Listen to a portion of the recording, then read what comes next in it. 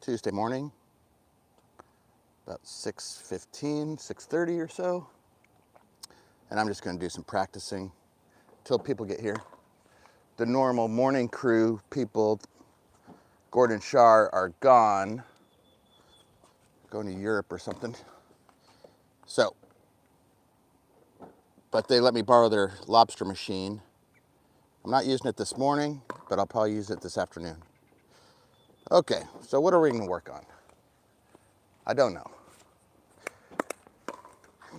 I usually start just doing serves. I probably have to get back into my brush. I've been working on a bunch of different things. But I always go back to the basics, right? I always go back to the basics. Serving in, serving deep, returning deep, dropping the third. I've been doing a lot of driving, but we aren't going to play singles in the National Pickleball League this year. So I need to get my drops back. My drops back to 99%.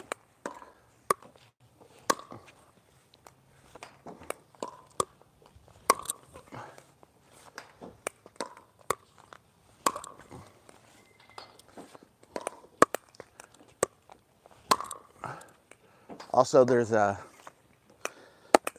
Oklahoma City Punishers, so that's my team. We're having a fundraiser. We're having a fundraiser in Oklahoma City at the Chicken and Pickle. There's a flyer on my Facebook page. It's not on the OKC Punishers Facebook page yet. It might be on their Instagram, OKC Punishers, but you can check it out on my Facebook page. I think it's, you can probably just put in David Alexander Pickleball and you'll find it, but David Alexander 1969, I think, is the handle. And then you can see the flyer. Maybe on this video I can put in the link if YouTube will let me. It's on Eventbrite. You can probably go to eventbrite.com, eventbrite.com, and put in OKC Punishers, and you'll probably find it. But it's a pro-am, it's a clinic, a pro-am, and a like a showcase of the pros playing against each other. So it should be pretty fun. So that's at the end of May, the end of this month, in a few weeks. And then on June 2nd, we head up to Dallas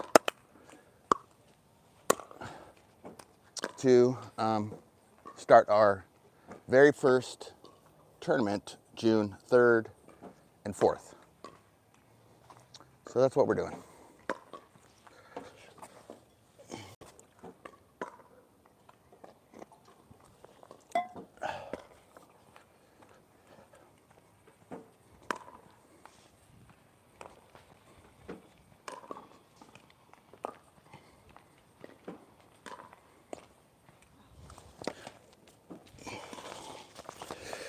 I just got done videoing.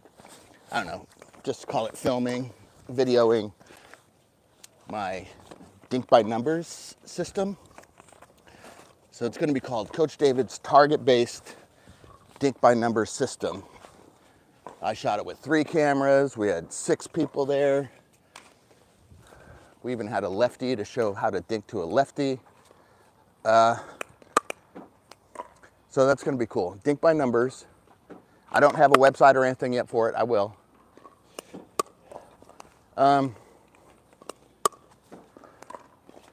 Yeah, so it's a target-based system. So as long as I hit the right targets, I can play pretty much any level. Right? As long as I hit the right targets. Huh? No, I got targets, yeah. Yeah, Sherba's in one of the practice sessions. That's Cheryl over there, you can't see her. She likes the drill and practice, which is awesome. So Dink by Numbers, Coach David's target-based dinking system. Yep. Yep. Coach David's safe space, the number 4 right there. Number 4, number 2, and never 1.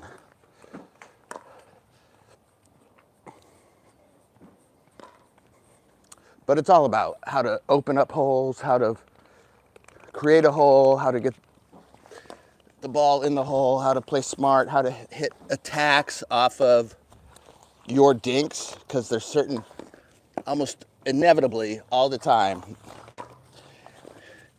is there's 2 shots that come back off of each dink, off of each number. Off of each number, there's 2 shots that come back. So you just got to be ready for those 2 shots. You don't have to be ready for 1,000 different shots. So it gets you more disciplined, easier. Okay. I mess around with a lot of grips, but I always ended up going back to Coach David's control grip. This is my holster.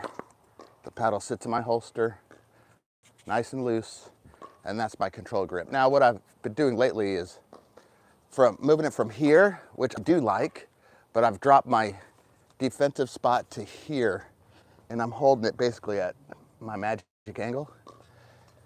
So instead of my block this way, I'm just using the chicken wing block. I'm using the chicken wing block. This just happens automatically. My hands are super fast this way. And then if anything's upper chest, where here I would actually hit it, here I'll let it go. I'll let it go out. So it's something that it's probably on the last few videos.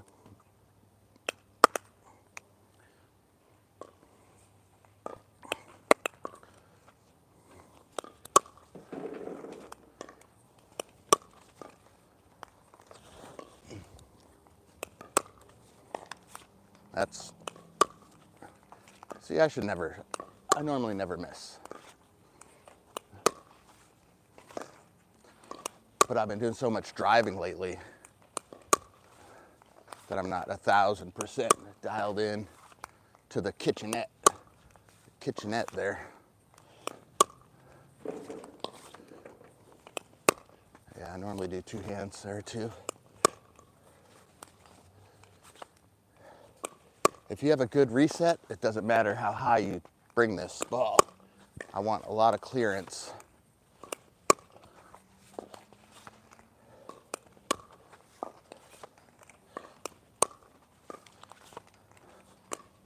So that would be something different. That's a different kind of dink there. I would call that my slice dink, right? But it's a little more risky because you don't quite have the clearance of the net.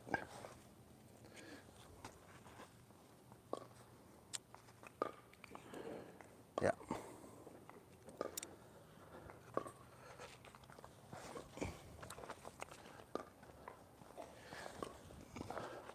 But I like that dink. I usually hit that slice dink when I'm dinking from mid-court or right over from the middle here. You know, they've moved me up, and then I can hit that slice dink. That way I don't have to lift. I can just slice it over.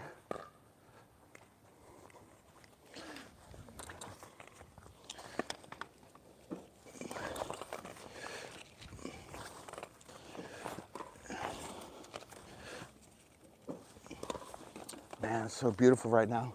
No wind, but we're getting into the time of the year where it gets thinner and thinner. I mean, realistically, I practice the same shots over and over again because those are the shots I use. You know, I'm dropping to my 4. I'm dropping to my 4. I'm slicing to my 4, right? I'm slicing to my 4. I'm driving over the middle. I'm driving over the middle, right? Brush, brush, right? From here, I basically only hit it to this 4. Every once in a while with 2, but not very often, because then I have to deal with 2 players. If I bring it to this 4, I only have to deal with 1 player, right?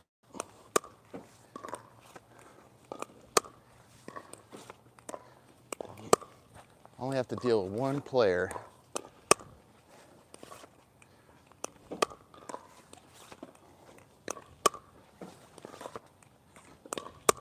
So if I just set it on this angle, set it on the magic angle, and move through the ball, it just goes to where it's supposed to go. I don't have to worry about it. But you have to have a target in mind. I always have a target in mind when I play. I'm just not hitting shots. I'm hitting shots with a purpose. I dink with a purpose.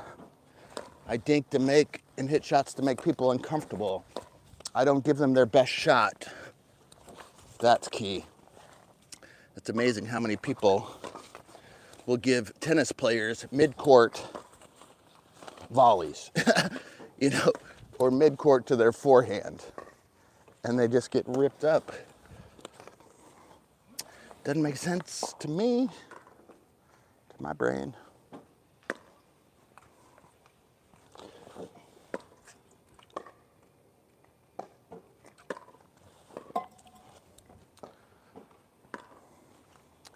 I'm gonna do a fundraiser for myself too soon, because I'll need it.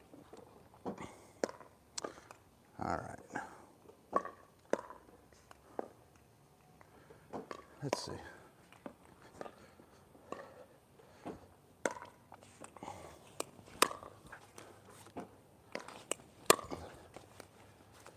So I need this drive, but I don't need to hit it as hard as I'm trying to hit it.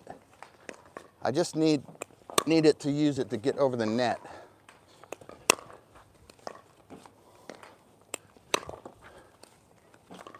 But usually I'm trying to rip it instead of just spin it.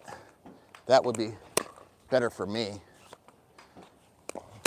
Just to put some top spin on it and then just be ready for the comebacker and just hit the right target, pretty much right down the middle, unless I move that guy over, and then I like to go there.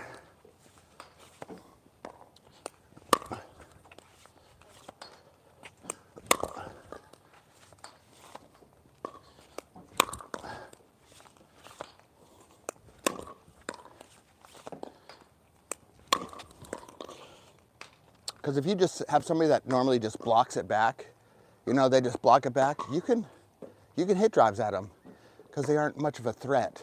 They're just going to block it back, and then you're going to get a fish shot drop.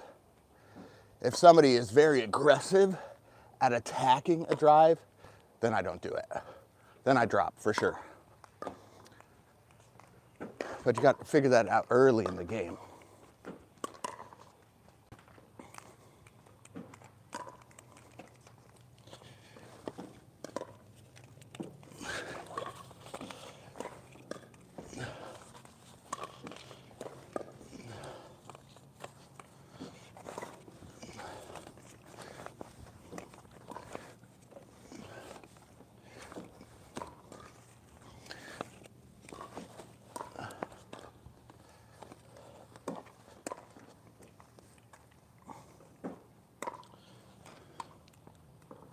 Okay. The only other drop I am working on is a drop to the 2, right there. I rarely go to the 1 over there because that's somebody's forehand. My partner's usually squeezing middle, and then I give them it down the line. I don't want to do that. The only time I hit a 1 is if I'm on this side and I go behind them because they're squeezing middle. This person should hardly ever hit to that side.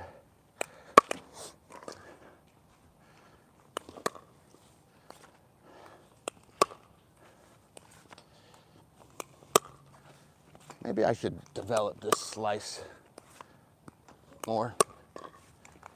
That's what I worry about. I don't ever want to miss.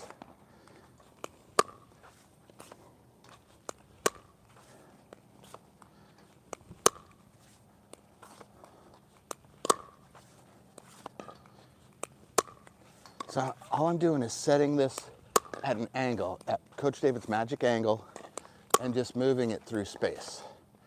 Coach David's magic angle, move it through space. That's it.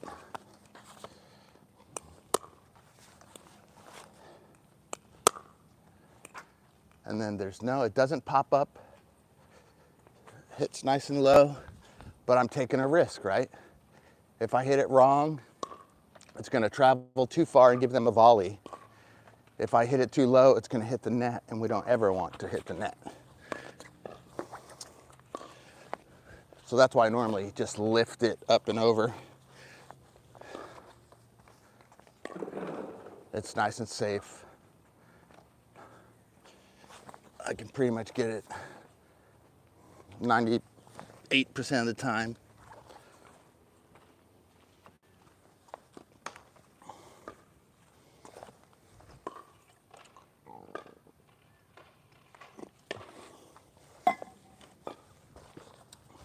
I would have got out the machine if I knew nobody was going to be here. Maybe that'll be my plan from now on. So what is the date? Is it the 10th today? So I have about 20 days.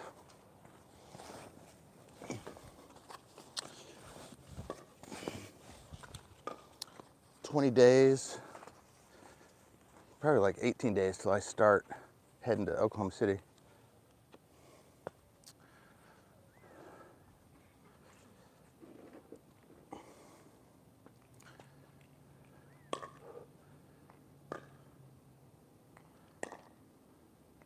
So what are you working on, Cheryl?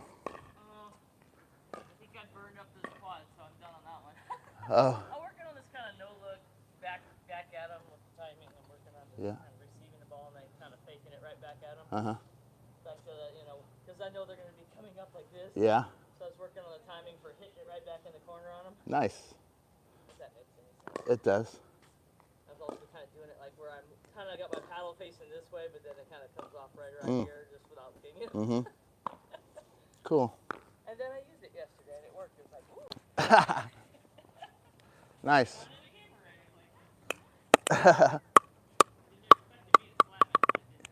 Right. Okay, another shot I'm working on is going to the one. I'm going back to the one. I get a ball coming from this way and I go to the one. Basically, I've hit a couple back, maybe I'll hit one forehand back this way, and then I get a dink to my 3, my 2, my 3. See, I know those numbers. When I'm on this number, it's opposite. So when I get that, I just do the no look to the 1, because this person is squeezed pretty much center. It works so well.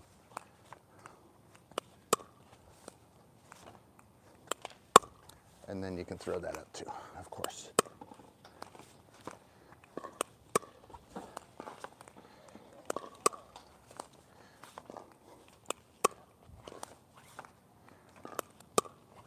And it doesn't have to be hard.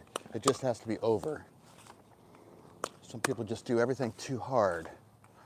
It just has to be over, because that next one, they're gonna move out and they're gonna give me an Ernie, or they're gonna pop it up.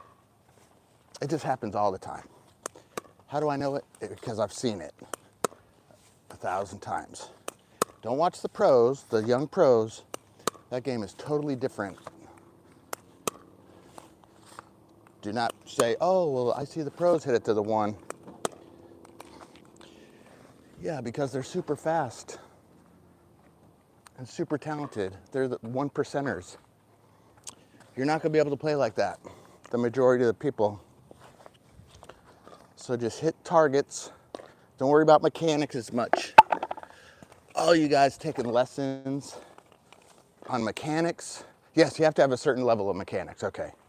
But if you're a 3-5 player and probably, or a 3-0 tournament player, which, I mean, they're super good now, like a legit West Coast tournament player,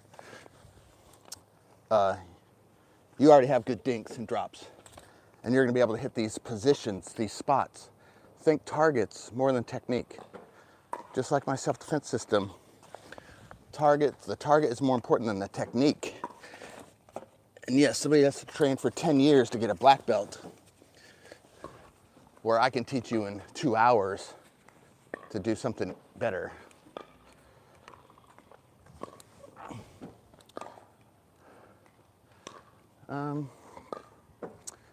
One of the air shots I do, it's coming from here, weak. I got this guy leaning in, and then I lob up and over, inside out. Inside out lob.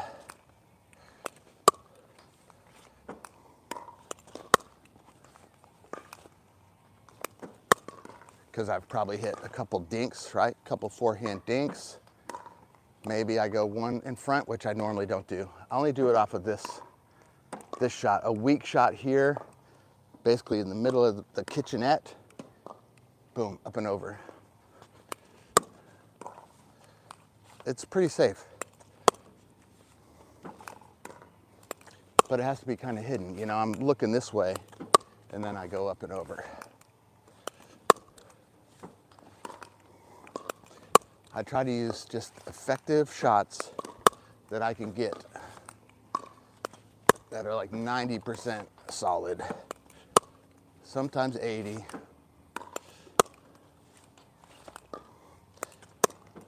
And that's, I mean, that's a good lob over there too, from that one to there.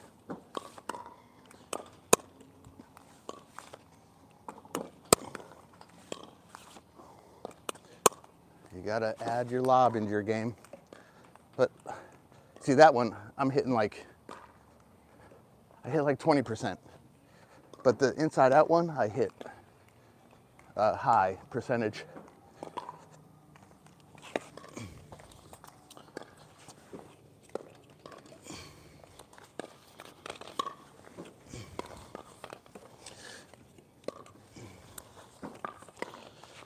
So you can just drink your morning coffee, watch me hit some balls,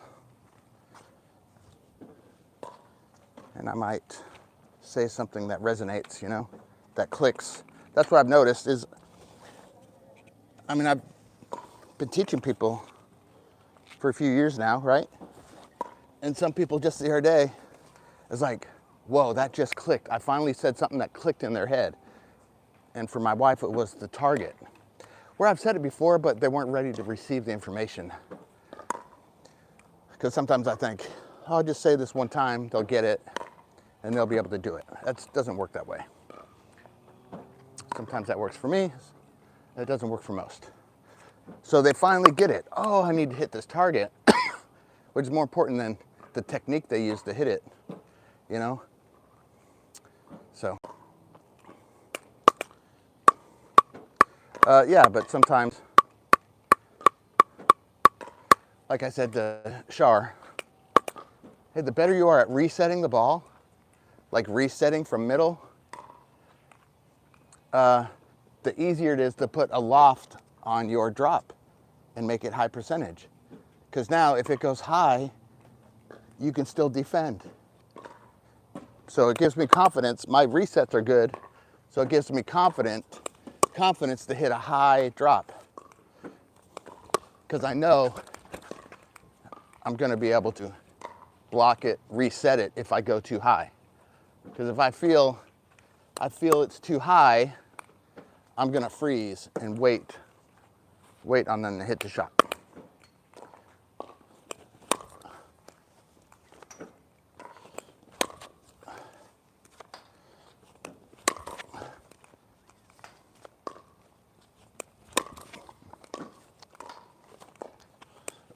So we might have one player here.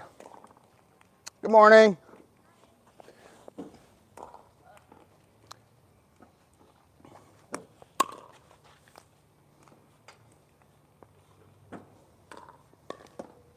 You want to warm up? I don't know. Might be taking a break. But it's so nice out. It's so nice out.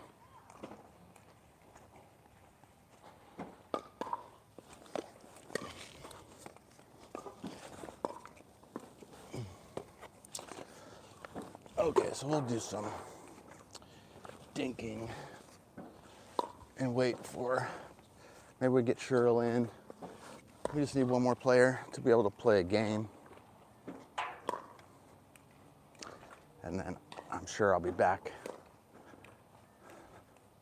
this afternoon to do drills with my machine that I borrowed from the mayor's. It's a lobster.